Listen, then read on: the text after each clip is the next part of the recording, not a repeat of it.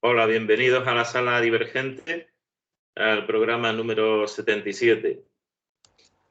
En esta ocasión tenemos a Juan Antonio del Río Cabrera, que es antropólogo social y cultural y también licenciado en filosofía, ¿no? Anteriormente hicimos un programa en la Sala Divergente de 60 sobre Fray Leopoldo de Alpandeire. Y ahora en esta ocasión vamos a tratar el tema sobre la utopía y las distopías, ¿no? Así que adelante. Hola, buenos días. ¿Qué tal estás? Buenos días, aquí estamos, viendo a ver si llueve, pero todavía poco hoy. Oye, poquito, ¿no? Sí. Creo que ya de hace tiempo conocemos estos autores, ¿no? Por ejemplo, los más referentes en tanto al tema este de la distopía, como puede ser George Orwell y Aldous Huxley, ¿no?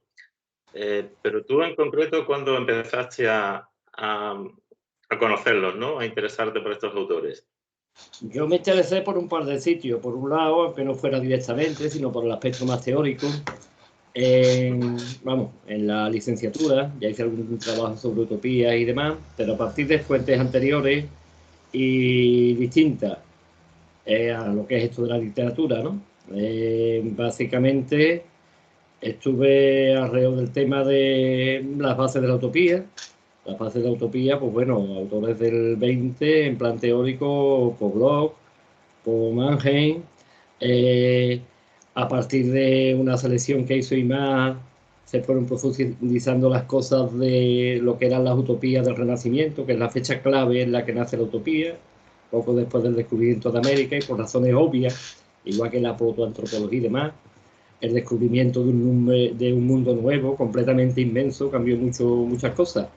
Y por cierto, a pesar de que las tres utopías clásicas del Renacimiento son las de Campanella, Bacon, la Nueva Atlántida y la Ciudad del Sol de Campanella, y por supuesto la que da nombre y el invento es suyo, aunque venga del griego, el propio término, por lo que se ve, Utopía de Tomás Moro, que es la básica.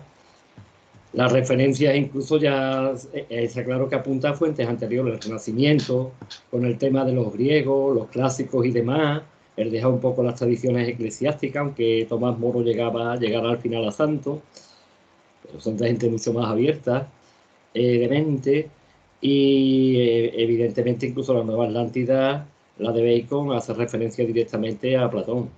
Las fuentes, a fin de cuentas, aunque no existiera ni el nombre de la utopía como un estado ideal y demás, son aproximadamente platónicas. Hay quien dice que aristotélica, hay cierta discusión, pero casi todo el mundo lo sitúa en la República de Platón, y la Nueva Atlántida es una referencia a Platón. Pues sí, porque tiene fama la Atlántida, ¿no? De una civilización muy avanzada. Claro, Platón la considera más bien, no se sabe muy bien si como algo existente, como un mito, que claro, es como Tarteso, ¿es mito o no es mito? Bueno, hay diferencias, cosas, extrañezas. La Atlántida, por supuesto, todavía más difícil que lo de Tarteso, comprobar su realidad, pero está claro que ha servido como referencia, ¿no? Tanto referencia que aparece en Platón, que como ya te he dicho, pues Bacon, con lo de la Nueva Atlántida, está revolviendo otra vez o volviendo al pasado. Y después me dijiste también la fuente en que yo utilicé, en la que me manejaron esto. Aparte me ha gustado siempre mucho la ciencia ficción, y por ahí fui yo metiendo lo que es 1984 y lo que es el renacimiento, el nacimiento en este caso de la distopía, evidentemente europeo y del siglo XX, aunque ya también haya algunas referencias en el XIX, ¿no? Cuando Wells publica La máquina del tiempo, en realidad también se está adelantando, porque estas cosas de los orígenes siempre son complejas, a lo que va a ser la distopía. La diferencia entre los Morloi y los Eloi, cuando el viajero del tiempo, el del reloj, viaja al pasado y después al futuro, la diferencia es lo que he dicho ahora, pero bueno, está claro que ya está construyendo una distopía a Van la Lestre, antes de que la distopía como es natural nazca. Igual que la utopía nace sobre todo, para empezar, en Platón y el tiempo del florecimiento griego, como un intento de establecer una ciudad ideal. Recordemos que en Grecia no existía como Estado unificado, unifica después Filipo, Alejandro Magno, que ahora está de moda, el hijo, sobre todo Filipo el padre. Alejandro Magno lo que hace es extender los límites helenísticos griegos, ¿no? Pues en cambio, lo que es la distopía sí, los orígenes son del 19, de modo que para no liarnos, primero, Eso. ciudad Quiero decir ideal. eso. Claro. Siglo XIX fue, digamos, el inicio, ¿no?, de lo que conocemos actualmente Como distopía. en el mundo. Ahí está. Primero, por tanto, una utopía como contraste, como espejo de una sociedad ideal, cuando se funcionaba en Polis, cuando incluso Atenas, que era la capital del mundo griego, en realidad no era la capital en el sentido que lo va a hacer Roma del romano. Era la polis más importante y más fuerte, que es muy distinto. La ciudad más importante y más fuerte. Por lo tanto, el concepto de ciudad, más que el de Estado, es inequívocamente griego. Un segundo estadio, redescubrimiento, nuevas Atlántida, utopía ya como concepto en el Renacimiento. Poco después del descubrimiento de América y la ampliación de los horizontes mentales y demás, ahí también hace otra antropología, hay que estudiar al otro, hay que traducir al otro, hay que aprender maya, azteca, lo que sea, por Bartolomé de las Casas y este tipo de españoles, las de Vitoria y algunos más. Y utopía, evidentemente, unía la idea de progreso desde el Renacimiento hasta el 19, y en cambio en el 19, después de la primera gran revolución industrial, pues empieza la gente a levantar las orejas como los lobos. Wells, aunque aparentemente sea como Verne, uno de los que está propugnando el éxito científico, el progreso científico, ya está viendo grietas. Los Eloy y los Morlov en La máquina del tiempo como dos sociedades diferenciadas en la cual un grupo se come literalmente al otro, los Morlov a los Eloy, está claro que ya está pregonizando lo que es una distopía. Y después ya, en la época de más problemas de lo que es la idea de progreso, entre la Primera y la Segunda Guerra Mundial, pues ahí ya es una eclosión completa, y ahí ya salen, por orden de intervención, las que supuestamente son más importantes. El año 33 o por ahí, entre las dos guerras, la de Huxley, Mundo Feliz. En el 48, 1984, lo único que hace es cambiarle el número a las cifras finales. De Orwell. ¿Qué te parece si hablamos un poquito de... Perdona, y la última, que es menos, es también muy conocida, también con películas francesa más fría, pero está claro que la tercera, que se considera fundacional de la distopía, ya es de finales de los 40, principios de los 50, es la última de todas, posterior, es algo posterior, 50 por ahí, 51, a la de Orwell. Y ¿cómo se llamaba esta en la que se quema el libro? ¿Bradbury? ¿Ray Bradbury? No me suena ahora mismo.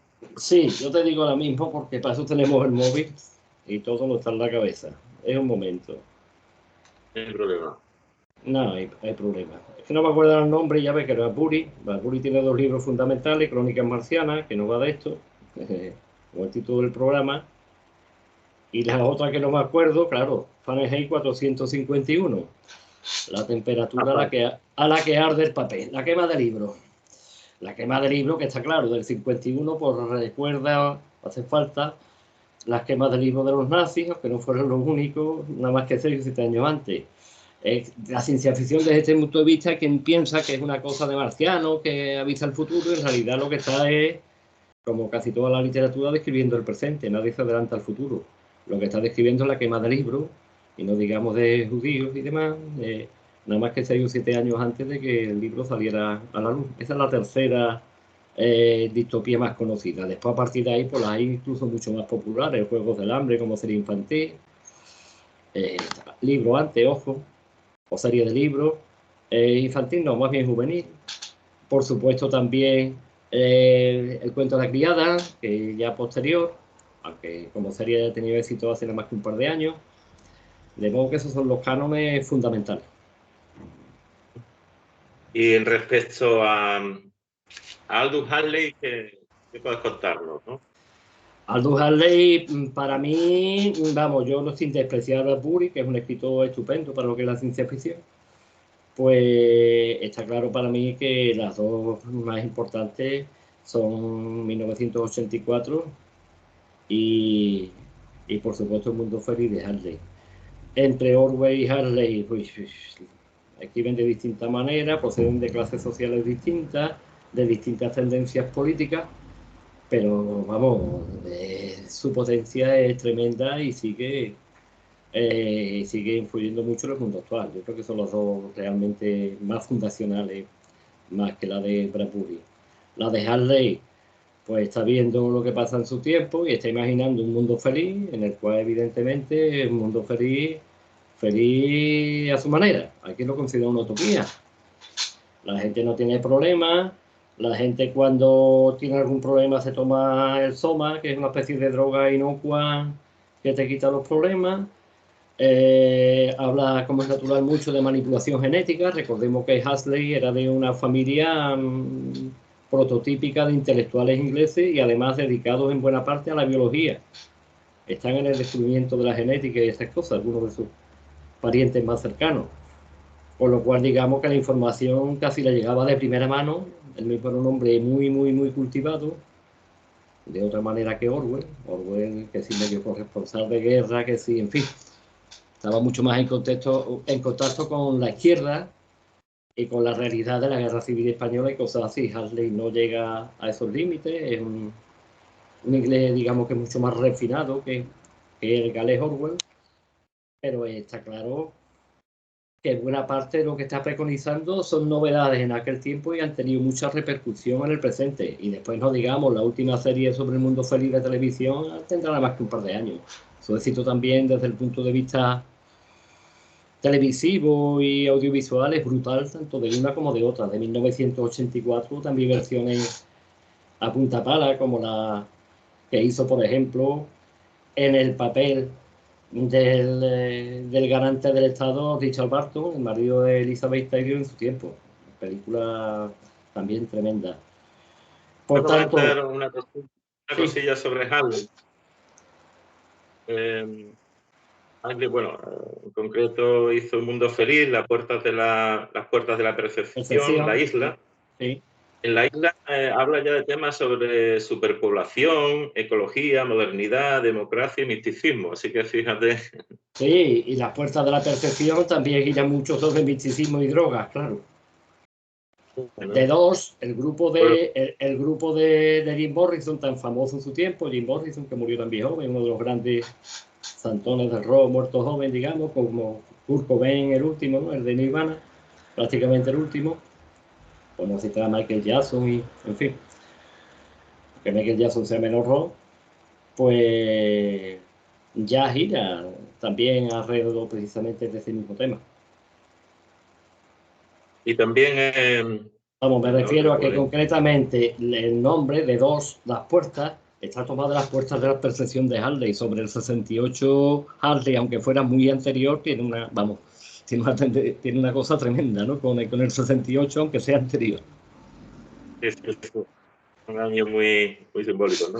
Sí, Y mucho. luego también feliz, ¿no? Ahí donde retrata un futuro deshumanizado, en que la sociedad está dividida en un sistema de castas con individuos creados y alterados genéticamente, ¿no?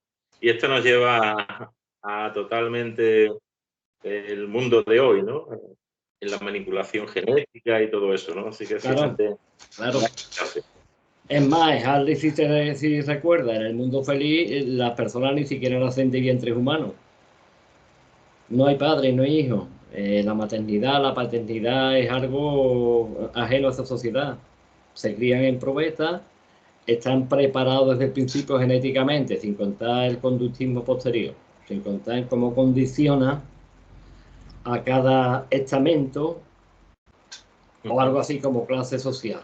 Alfa, beta, gamma, delta y épsilon, los 5 que existen. Y encima con diferencias, porque están los alfa más, los alfa menos, están los beta más, los beta secas o beta menos, y así Una casta, sucesivamente. ¿no? Completamente todo controlado.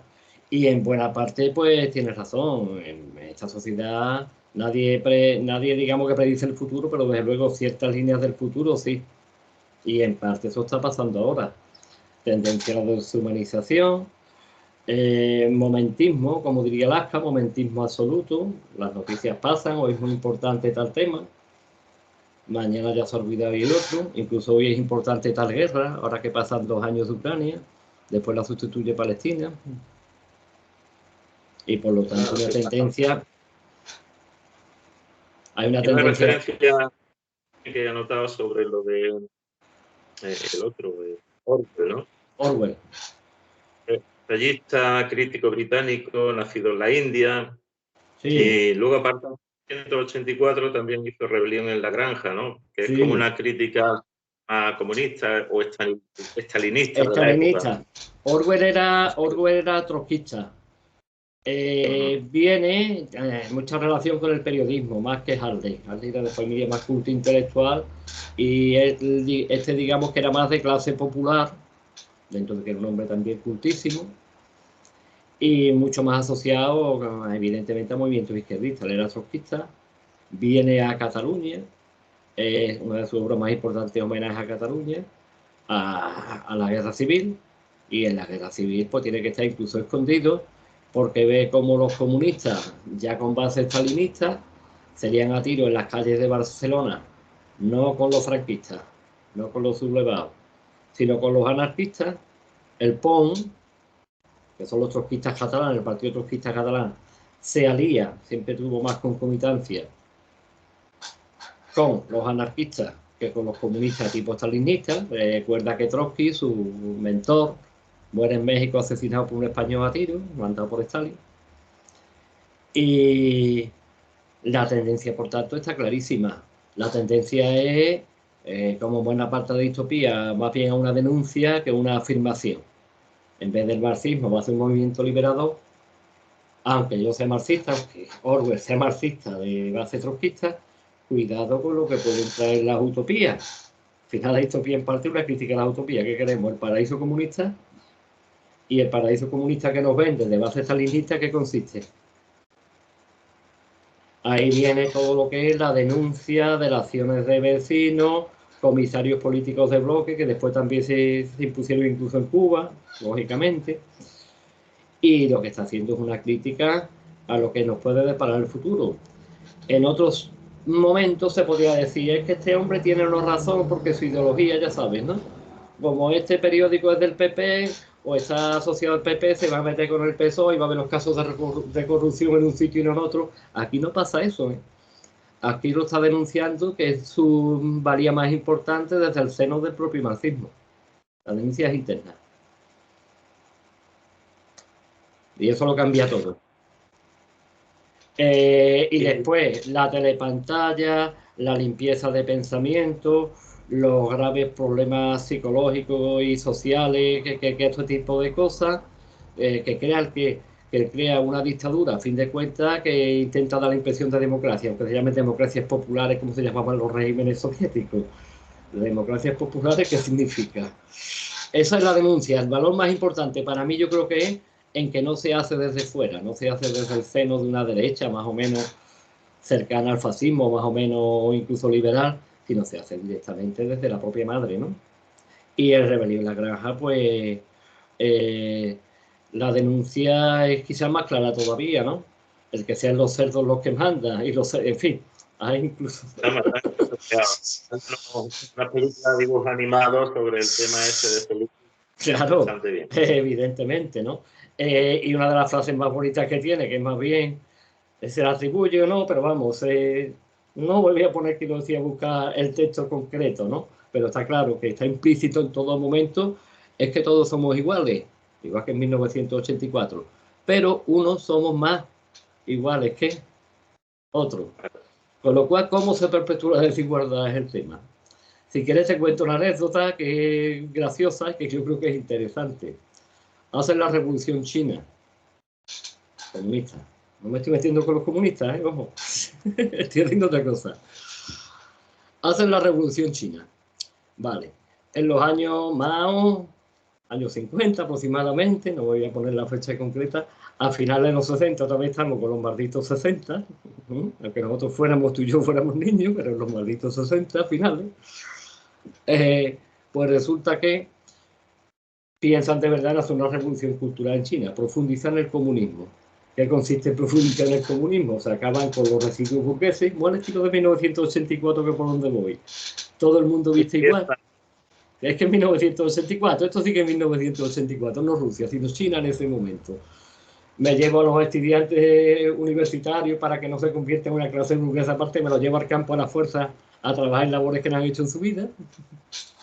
A comunidades remotas, recuerda que China es inmensa, a comunidades remotas a 3.000 kilómetros o 4.000. Y hacen lo mismo con el ejército. Tenían su uniforme, yo soy coronel, el otro es general, tienen su uniforme. No, el uniforme se lo ponen a todos iguales. ¿Y qué te crees que pasa? Pasa como 1984, pero de otra manera, es casi un chiste. ¿Ahora qué hago? Porque claro, yo estoy en un cuartel. En el cuartel yo, si veo los galones, rápidamente sé si me tengo que cuadrar, ponerme la boina bien, vayas a tener un problema, esconderme por un lado porque si ya no me ha afeitado y quiero salir de permiso esta tarde, ese tipo de cosas. Si veo los galones, estupendo. ¿Y si todos visten igual y no los veo? ¿Cómo los distingo? ¿Por la edad? Vale, tú y yo somos más mayores, sí, este puede ser que no, puede ser que seamos nada más que cabo y ahí arreglar en China, claro, en esa época. alguien haya avanzado muy pronto en la cadena y en realidad esté saludando a alguien que es inferior a mí solamente porque es más mayor. Tampoco vale. Vale más, pero tampoco vale. Sí, se supone que los más jóvenes son los últimos, son los soldados rasos. ¿Qué te crees que hicieron? Algo anti-1984. El general se pone aquí una pluma de oro, aquí, en el bolsillo del pecho. Ya no mira el galón. Bolsillo del pecho. Si tú, de oro. sí, si tú eres, por ejemplo, capitán, ahí nada más que va de plata. Si tú eres cabo, te pones un bit o lo que tuvieran allí equivalente de plástico, de boli. Y si no, tú no tienes nada, no llevas nada. Y automáticamente, fíjate, hacen un segundo sistema dentro de la revolución cultural, aparentemente burgués y ante 1984, pero mucho menos incómodo para todo el mundo, en el cual uno ya no mira aquí y no mira al pecho. General, coronel, soldado raso. Hola. Qué curioso en China. Vale. Es que claro, el problema es cómo lo distinguimos los humanos y hasta qué punto al final vamos a seguir haciendo distinciones, con perdón, se sea comunista, fíjate lo que te estoy diciendo, se sea anarquista, se sea trotskista o se sea de derecha. Porque al final, por suerte y por desgracia, para la vida práctica, tiene que haber distinciones, eso es lo que estoy diciendo. En el mundo de 1984, el partido interior hace un papelón estupendo. Ese hombre es Richard Barton, además a punto de morirse con un cáncer que metió en su papel, vamos, es que encima fue su última película, si no me equivoco. ¿Cómo se distingue? Allí se distinguen por los monos. El partido interior lleva mono negro de mejor calidad y el partido exterior del protagonista lleva monos azules. Y después están los sin monos, esos son los últimos, el lumpen proletariado. Eso no está en el partido, eso no cuenta, eso es otra historia. Eso es la carne de cañón o carne de... ¿Claro? Y bueno, Juan Antonio, hoy día, año 2024, yo creo que estamos en lo mismo, ¿no? Vamos hacia el mismo camino de una sociedad hipercontrolada. No está muy seguro, yo creo que no está muy seguro. Recuerda también recuerda que todo esto en parte es mentira, porque después dos formas de... He mencionado antes a Bloch y Mannheim. Incluso el mismo Tomás Moro, incluso en parte Platón, ellos saben que están confrontando con un modelo ideal. E incluso en Tomás Moro, que parezca serio y cierta ironía. La utopía se ve mejor también en los padres de las utopías ya del 19. Se ve que Battle, por ejemplo, hay una obra que se llama Earphone, que es algo así como eres en inglés, que nada más que coger y cambiar el orden a las letras. No juega en ningún sitio. Ellos saben que está en ningún sitio. El problema es cuando se intenta de verdad llevar la utopía a la práctica. Marxismo, anarquismo, etcétera. Todo lo que son ideologías. Claro, claro, ahí empieza Mannheim del siglo XX a estudiar cómo la relación entre utopía e ideología. O hay Bloch, un marxista de estos digamos que medio heterodoxo, como después va a ser más heterodoxo y más extraño Garudí y demás, firman sus proyectos de esperanza y el intento de convertir la utopía en realidad. No de tenerla como un espejo ahí, de algo simbólico, que yo como Platón o como Tomás Moro sé que me he inventado, incluso hago alguna ironía sobre ella porque sé que la realidad no es contrastable. Después viene la ideología, se entremezcla con la utopía. Primer ciclo, digamos, Manje. Y después complot. Se intenta que la utopía sea la base de la ideología, no la utopía como algo que está en ningún sitio, en nowhere, o que ya veremos, sí, incluso en Tomás Moro hay algún chiste de ese tipo. Recuerda, siglo XVI. ¿Mm? Sino que ahora se intenta convertir en algo, como es la Revolución China, de referencia real. La base con la que contrastar. Claro, si tú contrastas un modelo teórico que no has visto en tu vida, hay un problema. El problema que hay en eso, la utopía y distopía se parece, qué hace con los marginados, cómo no marginar gente, cómo conseguir un mundo feliz, hasta dónde todo el mundo es feliz. El mundo feliz es una ironía también desde el principio, lo que es, porque si recuerdas el personaje principal del mundo feliz es un hombre que ha tenido un problema genético en las manipulaciones que le hacen, recuerda que es un vientre materno, y resulta que es alfa más, la categoría superior, gobernante y demás, pero su cuerpo no es de alfa más. Hay un problema en la manipulación. Es más bajo, algo más feo, algo más... lo que quiero decir, hasta qué punto lo perfecto se puede crear a partir de lo imperfecto. Y después su amigo, el amigo más íntimo es un beta más, de categoría superior, pero todo el mundo le dice que tiene el cuerpo de un alfa más, la inteligencia de un alfa más, porque había una manipulación también equivocada, pero al revés. Ninguno encaja en su espacio en realidad. El alfa más protagonista está todo el tiempo asustado porque ve que no encaja, y en cambio el beta más, el más tranquilo y pasivo, ve que está desbordado. Es mejor, más listo, más guapo de su supuesta clase. Y eso va creando discordancia. Claro. Quiero decir, ¿cómo hasta qué punto lo que se supone que es, a fin de cuentas, perfección, lo que nos están mostrando las imperfecciones desde el primer momento? ¿Hasta qué punto no hay tanta diferencia entre utopía y distopía? Porque desde el principio hay un rasgo de ironía muy inglés, ¿no? Sí, yo creo que trata de lo mismo, ¿no? Está en la misma línea, lo distópico y lo utópico, ¿no?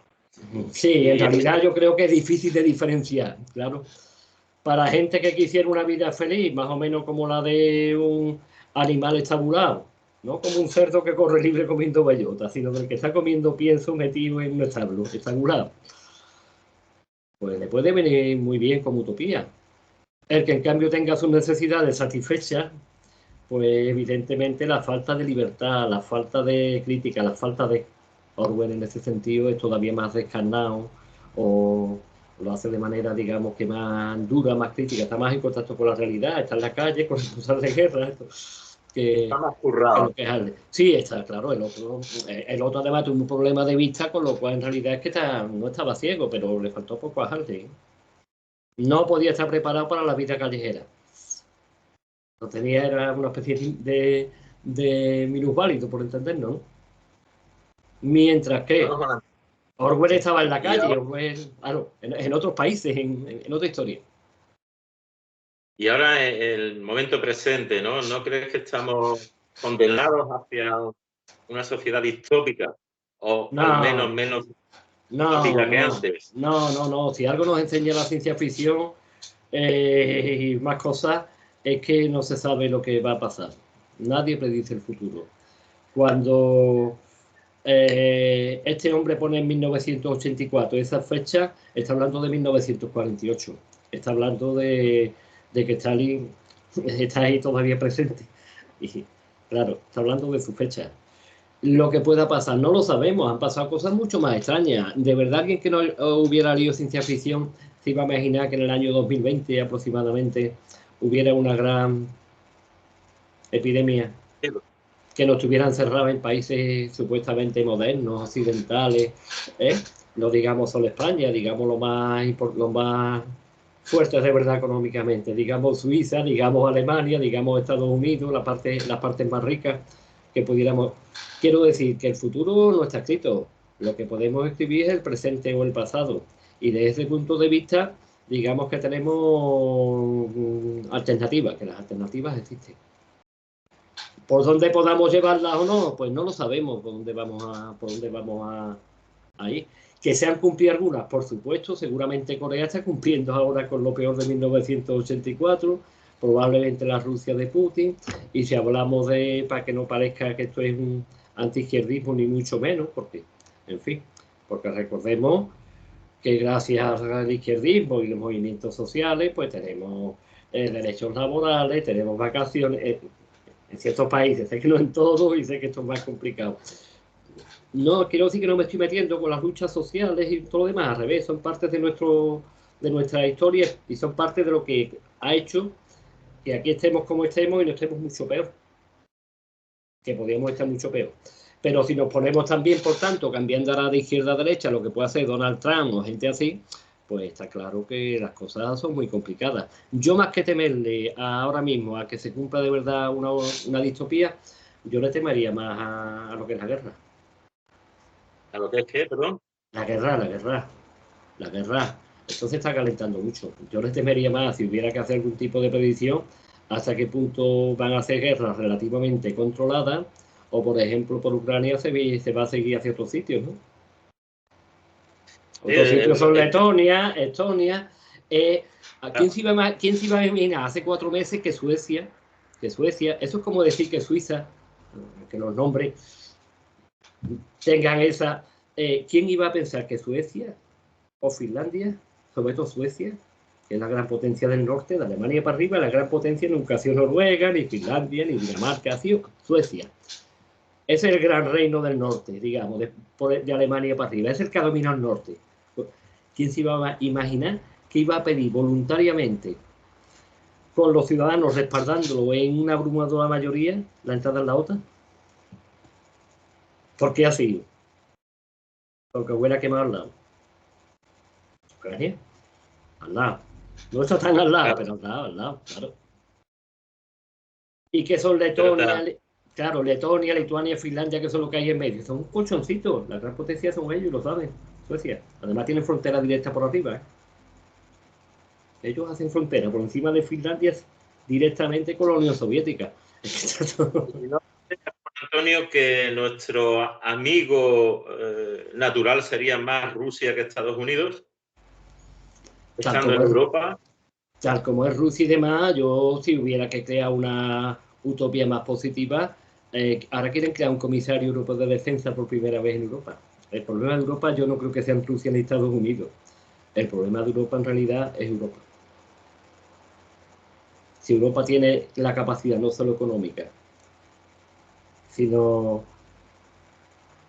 para crear algo parecido a los Estados Unidos y no lo que hay ahora, si puede seguir reforzando sus sistemas de seguridad y demás y convertirse en una potencia, o se va a quedar como algo como está ahora mismo, algo residual en el mundo, con mucho poder económico, pero prácticamente jubilado de lo que son las grandes decisiones.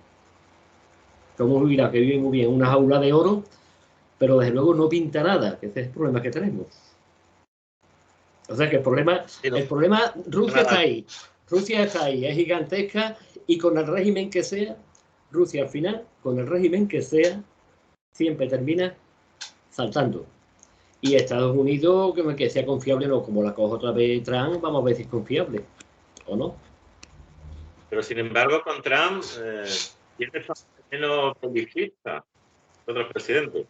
Y se lleva muy bien con Rusia y hay demasiadas cosas. Pero gente descontrolable no se controla. ¿Por dónde puede saltar? No sabemos. A lo mejor es más descontrolado en su propio país, claro, que de cara al exterior. Pero el problema es que nosotros, los europeos, somos como un pollito demasiado gordo y bien criado debajo de la ala americana, pues como mínimo desde el año 43-44, cuando ellos intervienen, tarde intervienen en la Segunda Guerra Mundial. ¿Qué queremos ser? Unos ricos jubilados, que es lo que es Europa ahora mismo, con uno de los mejores niveles de vida, medios, el mejor del mundo, quitando alguna excepción, Canadá, Australia, pero en millones, el mejor del mundo. Los Estados Unidos no se vive como aquí, ¿eh? Claro que no. No se vive como aquí, no lo vivimos como Rusia. Quiero decir, los desniveles allí son gigantescos. Aquí hemos conseguido un cierto modelo en el cual se combinan grandes fortunas con un nivel medio, digamos que aceptable. Eso no pasa en Estados Unidos. En Estados Unidos, si tú no puedes pagar tus medicinas, vende tu casa. O hipotécala, si no Pero pagas. no tiene el problema de estar en una unión americana, digamos, ¿no? Y que gobiernen desde, por ejemplo, Brasilia, suponer, ¿no? O de otro país. No hay una unión como aquí, como en Europa, ¿no? Una Unión Europea que controle los demás estados. Son independientes y yo no me imagino allí, por ejemplo, los agricultores o los campesinos, como está pasando aquí en Europa, ¿no? Que estén ya hasta las narices, se manifiesten y todo ese tipo de problemas. No me lo imagino allí en Estados Unidos. No, puede pasar. Y allí cuando pasa es como en Francia. Pasa menos, pero cuando pasa, ya saben los franceses cómo son. Aparentemente todo muy tranquilo hasta que llega. Cuando llega arde París, arde lo que haga falta. Es otra mentalidad que nosotros. No hay enfado a cada momento. Pero yo te he dicho, por lo tanto yo, más que en una distopía, el problema es que los reequilibrios mundiales van cambiando y mientras Europa sigue en el papel de jubilados ricos, pero jubilados, el peso que vamos a tener en el mundo es ínfimo. Y ojo, donde hay riqueza, alguien acuda por ella. Y la riqueza está aquí. Canadá, Australia nada más que tiene 20 y tantos millones de habitantes. O sea que encima ve descontando lo que son millones. Canadá también son para el tamaño del país unos pocos millones. Pero no son millones para lo que es el país. Al final, potencia. China. Japón ya medio va para atrás. Encima son mucho menos también que los europeos. China. La India. Rusia. Estados Unidos. Brasil, si algún día llega. Argentina ya lo puedes contar, aunque en su tiempo pintara supuestamente.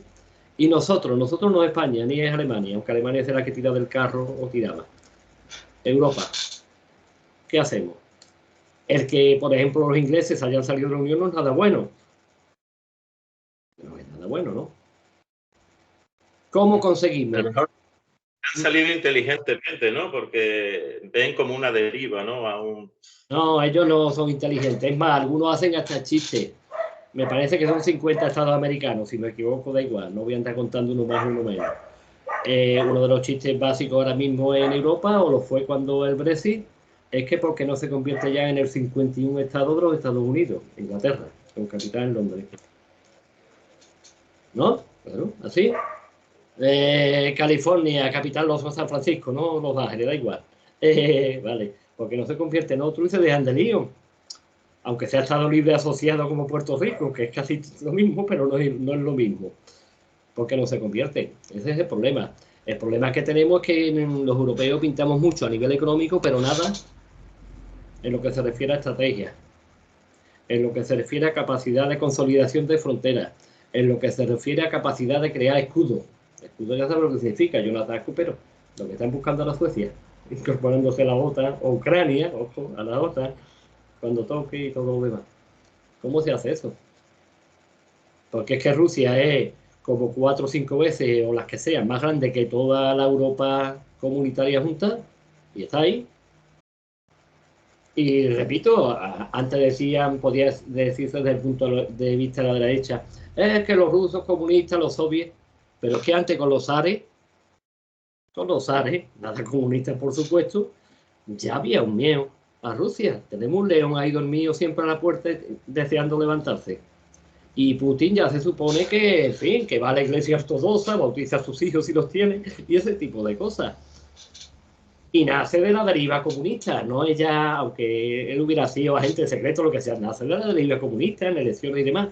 Bueno, pues ahí siguen estando. Y cuando hay otro régimen distinto van a seguir estando. Y es como Alemania en su tiempo. El que tiene el poder acostumbra a usarlo. ¿Qué es el poder? Pues el poder es un conjunto desde armamento hasta diplomacia, acostumbra a usarlo. Claro, como Estados Unidos. Eso es bueno o malo. Eso es lo que hay internacionalmente. Y luego otro tema importante que sí que veo yo que somos muy vulnerables actualmente, ¿no? Que es la pérdida de libertad, de soberanía personal. Ah, eso por supuesto. Y seguramente va peor. Otra vez hay alternativas, no creo yo que, repito, el mundo no está construido y depende mucho qué significa. El 1 de mayo ya sabéis de qué viene la celebración. La celebración viene de cuando un grupo eran anarquistas por lo que se ve el sindicato, lo digo, había bastante anarquismo en Estados Unidos, que parezca una burrada. En Chicago hacen una protesta para mejorar los derechos laborales, serían a tiros con ellos. Quiero decir que si no se lucha, no se consiguen cosas. Que este mundo es así. Con utopía sin distopía o con distopía, con lo que sea, hay una realpolitik. Si tú tienes un enemigo en las puertas, o un posible enemigo como Rusia gigante, pues puedes confiar en las épocas buenas, pero te tienes que preparar por si las malas. Yo no digo lo que decían los latinos, ya sabéis. Si vis era,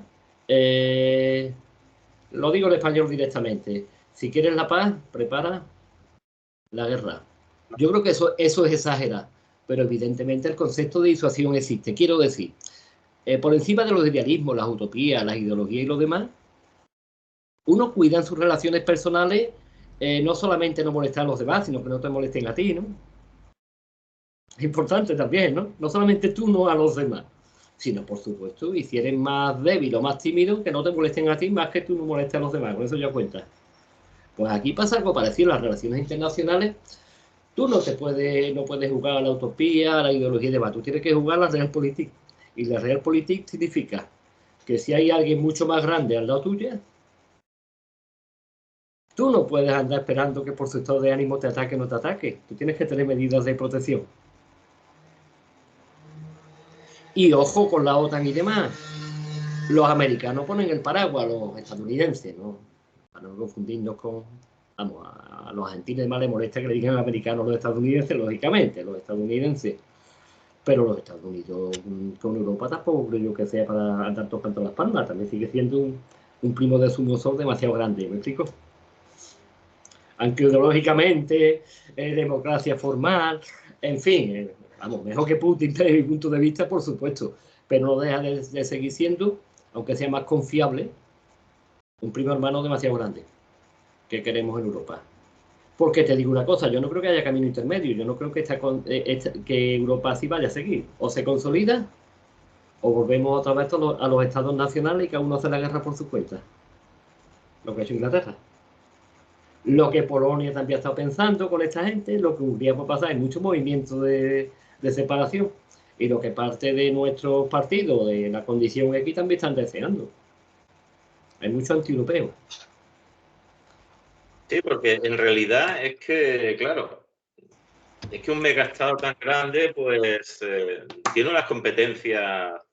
No, yo creo que no es el megastado. Estados Unidos viene a ser igual de grande, Rusia más grande. El problema es que aquí, en Estados Unidos, aunque el español pise muy fuerte y haya muchas minorías, el 90 y tantos % hablan inglés, no nos equivoquemos, ¿eh? Incluso con con los que van llegando a Florida, California, con los nuestros, digamos, con los centroamericanos y demás, con nuestros descendientes, por entendernos, o como quieras llamarlo.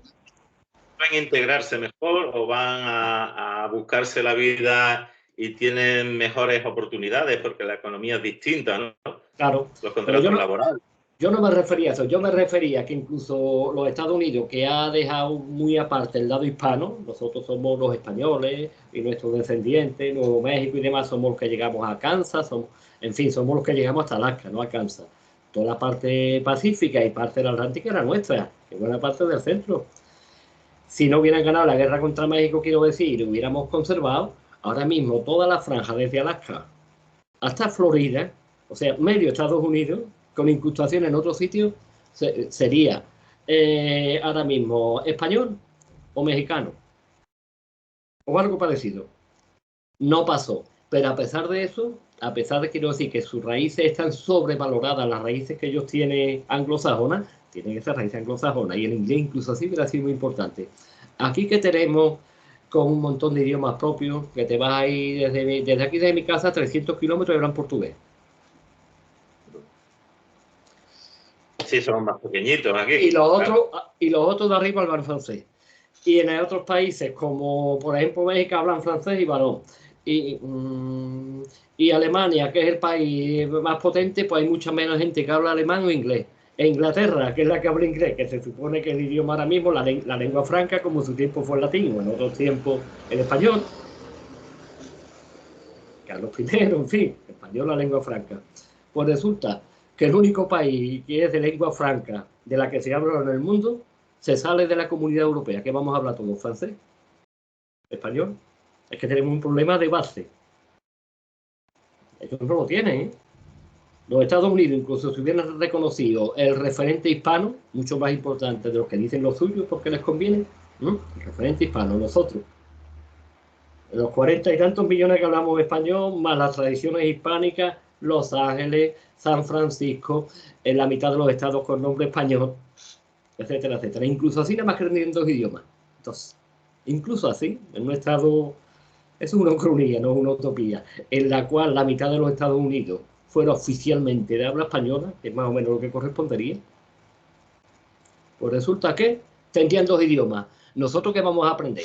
Holandés, rumano, francés, portugués, español, más los distintos idiomas después propios de cada sitio, porque en España tenemos el gallego, el vasco, pero en Francia, aunque lo tengan menos reconocido, porque Francia es más centralista, pues tienen el bretón, tienen la lengua de Oz, tienen... Y seguimos, ¿eh?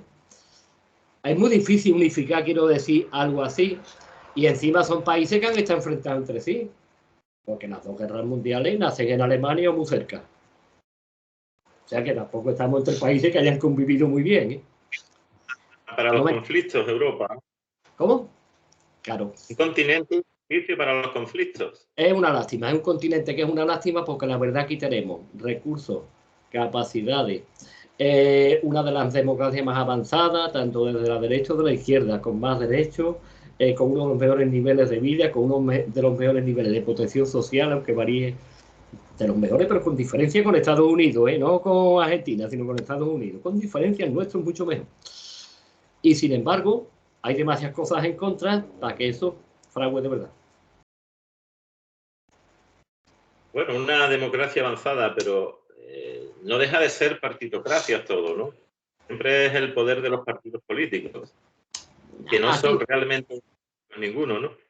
En Europa yo creo que no son solo los partidos, si te digo la verdad, porque encima no hemos terminado de unificar los grandes, aunque exista el Partido Popular Europeo o el Partido Socialista Europeo y todo lo demás. En realidad es una suma, otra vez estamos el problema de partidos diferentes, aunque sean del PP europeo, con tradiciones distintas, en países distintos, con lenguas distintas, eso es complejo. Eso no pasa en Estados Unidos. No pasaría incluso en la alternativa ucrónica, en la cual Estados Unidos hubiera reconocido 2 lenguas oficiales, como hacen Canadá con el francés y el inglés, 2 lenguas oficiales, y nos hubieran unificado mucho más a los hispanos con ellos, nos hubieran mezclado mucho más con lo suyo, con lo de tendencia anglosajona. Aquí tampoco pasa eso. Aquí no hay un partido que tú digas, aquí decir que el PP, por ejemplo, de este hombre que hay ahora, o de Rajoy en su tiempo, de Feijóo, quien sea, es equiparable al Partido Popular polaco, pues probablemente sea complicado decirlo. Allí no hay ese problema en Estados Unidos, ¿eh? El de Kansas es el mismo partido republicano o demócrata, que da igual que el de California, ¿eh? Las diferencias son mínimas. Pero también lo que pasa es eso, ¿no? Que bueno, en Europa, ante una decisión importante, ¿no? En relación al tan llamado cambio climático, ¿no? Y demás. Sí. O cualquier medida impopular, ante eso no se recurre a ningún referéndum, a ninguna democracia verdadera que el pueblo pueda decidir cómo quiere vivir. Es que te digo una cosa, lo del pueblo tenemos un problema, quiero decir. En la democracia del tipo de corte, para entendernos claro, liberal que tenemos ahora, porque se esperan principios liberales, no nos equivoquemos tampoco, con cierto sesgo socialdemócrata en la protección de derechos, pero básicamente la base de tipo liberal. Ese tipo de democracia tiene un problema y una ventaja con respecto a la otra. Lo otro, el asamblearismo y todo lo demás, está muy bien. Y aparentemente es más popular y aparentemente modifica mejor las relaciones y hace mejor que los distintos estamentos sociales estén representados, que, por ejemplo, que los partidos. Pero cuidado también. Ha habido problemas con las elecciones de Pedro Sánchez y del que había antes de Feijóo. ¿Te acuerdas que tuvo que salir dimitido? Bien, en el PP. Vale. Un sistema es malo. La cúpula elige al candidato. Es malo. Ahora fíjate, elecciones, ¿cómo le llaman ellos? Primarias. Son primarias. Te escojo.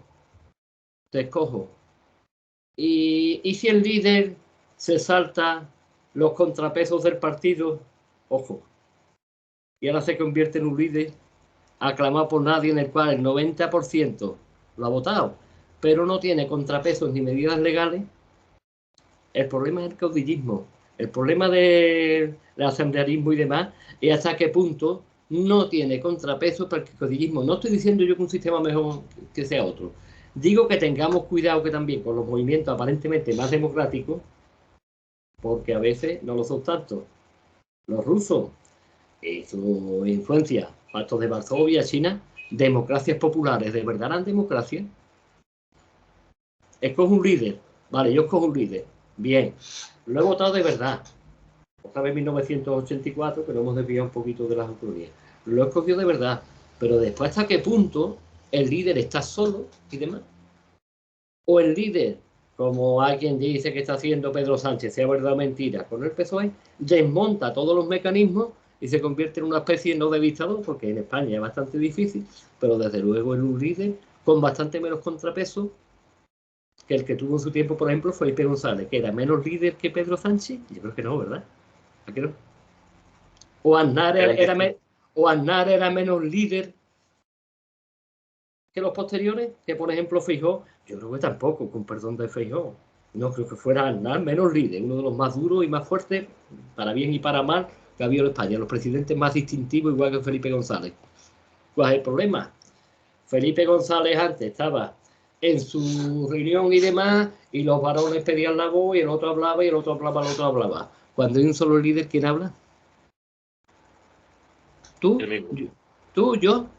Tú y yo nos callamos la boca. Si no somos tontos, siempre hay algún loco, con perdón, porque automáticamente empezamos a salir del cargo de diputado, del cargo de que me están haciendo la cama, como se decía, ¿vale?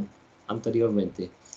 Mientras que en el sistema antiguo de contrapeso, por supuesto que es nada más que los 4, los 40 listos y demás, los que los cogen, que las bases van a tener mucha menos presencia, pero a cambio Felipe González no se podía menear ni en sus mejores años ni andar sin que alguien le dijera, y nada de en los periódicos como hace Pague, y demás, ¿no? De Castilla-La Mancha, ¿no? Sino ahí levanto la mano y sé que hay un sector que se llama izquierda socialista, que se llamaba, que pueda, o los conservadores del tipo X en el PP, que pueda, con un líder a cargo, el tipo inglés. El tipo inglés, que en algunas cosas, para muchas cosas, mejor que el español. En España, cuando en el Parlamento tú, yo y 4 más del PSOE, del PC, lo que sea, nos oponemos sin que nos echen a la calle, a tal votación en contra del partido. ¿Hay corriente? Claro, hay corriente, y las corrientes están muy organizadas como cuando estaba aquí antes en el PSOE y en el PP. Esas corrientes, cuando es un líder único, se van diluyendo.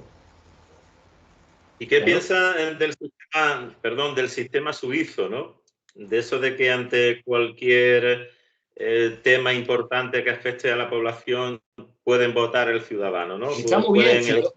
Sí, yo creo que eso está muy bien si se hace con finura. Pero repito, hay que hacerlo con finura, para que todo no sea asamblearismo ni todo sea lo otro. El problema es cómo conseguir sistemas mixtos que tengan suficiente garantía de soberanía popular, de que la gente de verdad manda, pero que al mismo tiempo el que se queda con el poder va a tener contrapeso. Y contrapeso es importante. Muy importante. Felipe González se tuvo, si te acuerdas, aunque fuera una maniobra estratégica, de dejar la presidencia del partido y todo lo demás cuando lo de la OTAN.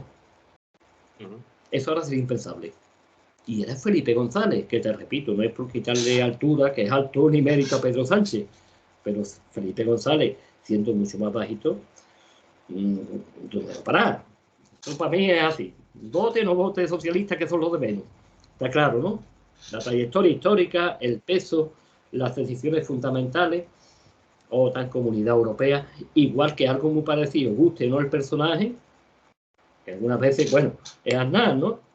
Aznar Casillo. Peor que gente de la que ya incluso no nos acordamos del nombre. ¿Está claro lo que digo, no? Sin embargo, había contrapeso. El problema es que para un tema que sea de salud, de tal y cual, por supuesto que se debe hacer referéndum. Por supuesto.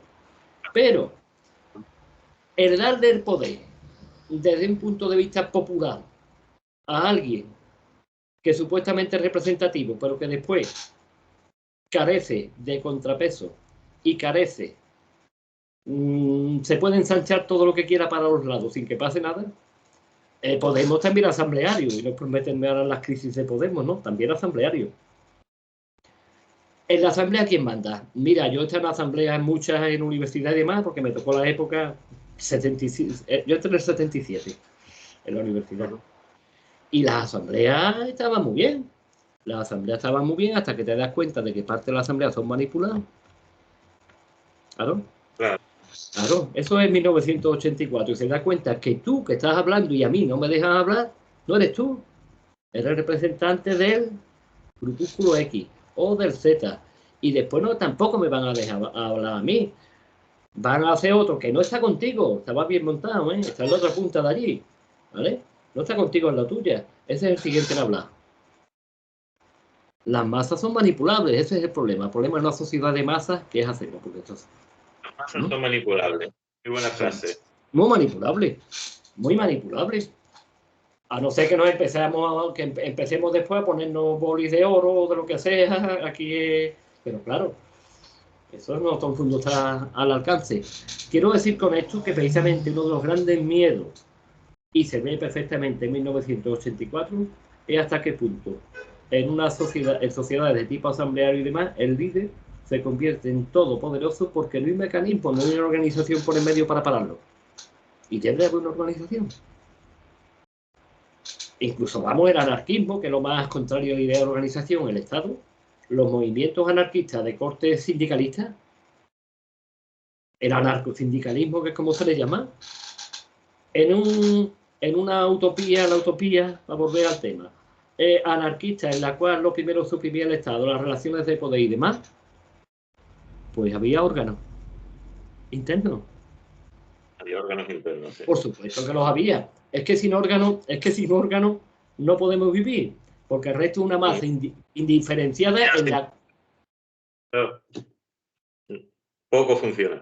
Mientras los órganos estén pegados, yo más bien lo diría de otra manera, mientras los órganos sean más participativos, más pegados al territorio, más pegados a las condiciones de vida, con la capacidad de referéndum de vez en cuando y demás, más, porque el resto se convierte, si no, en propaganda. Otra vez en 1984, en este caso más que un mundo feliz, se convierte en propaganda, se convierte en quien puede más. Y si te fijas, no estoy dando una postura ideológicamente conservadora, etcétera, etcétera. Estoy diciendo que en cualquier tipo de sociedad, incluso la anarquista, la utopía pura y dura de no hay poder, las relaciones humanas son libres y todo lo demás, todo eso está muy bien. Pero al final había órganos. No solamente referéndum, ¿me explico, no? Un cuerpo de gente. Los que se dedican a los libros tienen que hablar de libros ellos, no otra gente. Los que se dedican a... Y una cuestión, ya que estamos en 2024, ¿qué papel podría tener la inteligencia artificial respecto a la democracia verdadera, un sistema de elecciones, de... No sé, la inteligencia artificial, igual que la revolución industrial en su tiempo y demás, da miedo. Y yo lo comprendo. Yo comprendo que dé miedo. En realidad te voy a decir una cosa. Por poco que hayas leído y poco te hayas movido, esto da bastante más miedo. Todavía. La idea de progreso, siglo XVIII, XIX, el progreso continuo se va a alcanzar con la ciencia, prescindiendo de la religión, prescindiendo de muchas cosas. Que no estoy defendiendo yo tampoco, fíjate lo que te digo, todos los contrapesos. Claro. Y vamos a conseguir progreso en el futuro solamente con la ciencia, la explotación de nuestros recursos, el procedimiento tal y cual. Y entonces se va olvidando que en las grandes ciudades empieza la polución a punta pala, que los niños tienen que empezar a trabajar en fábricas o minería, hasta los niños, y se olvida que solamente algunos capitalistas van a ganar dinero y bien, sino que los obreros tienen que empezar una serie de huelgas porque viven peor de lo que vivían antes de irse a las ciudades y a las fábricas. ¿Me explico, no? En muchos casos, ¿vale? Eso es un problema gordo. ¿Cómo otra vez coges y controlas todo eso? Porque ahora con la inteligencia artificial es lo mismo, pero mucho peor. ¿Quién está pensando, tú o la inteligencia artificial? Cuando no haya trabajo, ese problema que vamos a tener. Estaban los ludistas, una de las escuelas utópicas más cercanas al anarquismo, que decían que la vida debía ser juego y... ¿vale? El mismo lleno de Carlos Marx, la Fargue, también muy bonito para esto. Cubano, a pesar del apellido, no muy marxista. Claro. Que no tenemos escapatoria, ¿no te parece eso, Juan Antonio? Respecto a la CIA. Sí tenemos escapatoria, lo que pasa es que son una especie complicada y las escapatorias son complicadas. Claro que hay escapatoria, siempre la vivo. Me explico. Parecía que después de la Segunda Guerra Mundial, otra vez el tema de contrapeso, las bombas atómicas iban a caer a patar, parecía que naciendo tú o yo entre medio, principios de los 60 tú también, ¿no? Mediados, ¿no? Bien. La crisis de los misiles en Cuba iba a acabar con el mundo entero, parecía que iba a haber hongo atómico, parecía que ahora con Ucrania iba a haber hongo atómico otra vez, ¿te acuerdas los primeros días, ¿no? De la guerra, ¿no? O los primeros meses, no la vio. ¿Me explico o no? Parecía que... No, quiero decir que es difícil. Si los Estados Unidos no están en guerra, o Stalin, que recuerda que era aliado de Hitler, no rompe la alianza, ¿vale? O no se le obliga a Hitler a romperla. Quiero decir que esto no se puede ver en bloque. Esto quiero decir que hay que analizarlo. Es como, tú no eres médico, me imagino, ni yo tampoco. Tú no puedes decir para una cura de una enfermedad cualquiera, una leucemia, todo el mundo va a pasar por el mismo proceso a la vez, ¿no? Eso hay que graduar, la leucemia, la extensión, el no sé qué, el estado del enfermo, las oportunidades económicas, las posibilidades de apoyo familiar y médico. Pues aquí pasa algo parecido, las cosas hay que verlas poco a poco. Digamos que las utopías, las distopías y demás se ven en bloque. Yo no creo que en realidad el mundo funcione así. Yo creo que funciona poco a poco, encajando piezas y proceso reacción, acción-reacción y con mucho cuidado. Claro que se pueden hacer cosas.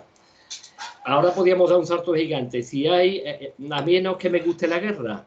En 1984 estaba el Ministerio del Amor, que era el Ministerio de la Guerra. A mí no me gusta la guerra. Pero que Suecia haya pedido urgentemente a Finlandia meterse en la OTAN, o que ahora pueda haber un comisario europeo de defensa, a mí no me gusta la guerra, pero yo no entiendo cómo no lo ha habido antes. Me parece que está claro lo que estoy diciendo, ¿no? Yo comprendo el asamblearismo ahora que todo el mundo es asambleario, del PSOE hasta el PP asambleario. Vamos una cosa, ¿no? Las elecciones primarias.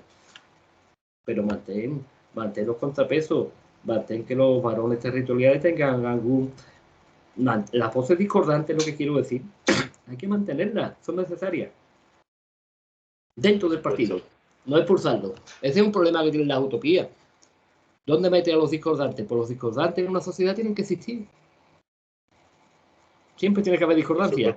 El problema es que hay que acomodarlos lo más finamente posible los procesos y hay que procurar que sean lo más estable posible. ¿La revolución es buena? Teóricamente sí. Teóricamente sí. Y alguna va bien buena, pero ¿cómo han acabado otras? Vale, yo soy ruso, soy bolchevique, tú eres el zar. Aparte de que te mato y ciertas cosas que no se deben hacer, muy en la traducción, por desgracia, Rusia, como el último desgraciado que ha caído, ¿vale? Hay que estar loco, con perdón, para para no haber cercano al exilio. Cuando en el exilio ya lo envenenaron en Londres, ¿eh? Ojo, encima. Pues el último que han matado en Denia, ¿no? ¿Te acuerdas el piloto de helicóptero que su peso sea mucho menos? Bien. Todo eso, ¿cómo se caza? Para que las cosas vayan funcionando. ¿Cómo se consigue que un reloj funcione?